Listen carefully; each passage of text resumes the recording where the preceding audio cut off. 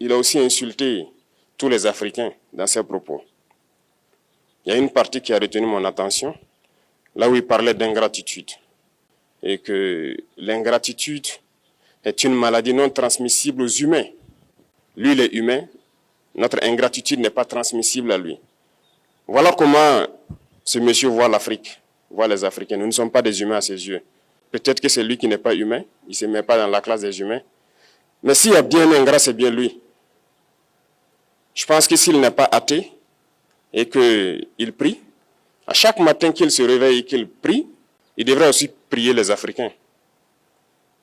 Parce que c'est grâce à nos ancêtres qu'il existe aujourd'hui une France. Il devrait nous prier. À ses yeux, nous ne devons pas être des humains, nous sommes plus que des humains.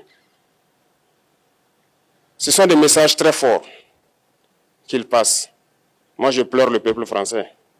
Mais quand même, il est bien pour l'Afrique. Il est un mal nécessaire pour nous.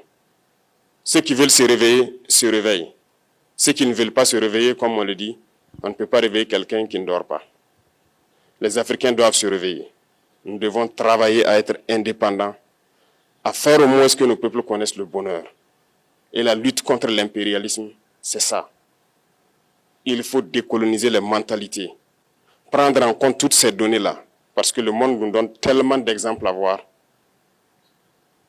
Pour eux, il n'y a pas de morale. Ils peuvent vous désigner aujourd'hui terroriste, mais demain, vous êtes un héros. Par leur simple bouche, ils décident de ce qu'ils font. Ils parlent de démocratie, mais ils se font eux-mêmes des coups d'État constitutionnels entre eux.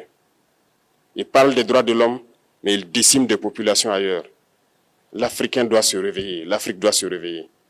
Et le combat contre l'impérialisme est permanent. Et je vous invite à incorporer ce combat, à travailler en sorte que nous soyons réellement indépendants, que nous soyons autosuffisants et que nous puissions nous développer, connaître le bonheur, ce à quoi notre peuple aspire. Merci, je vous souhaite une très bonne journée, une très bonne semaine et une très bonne année.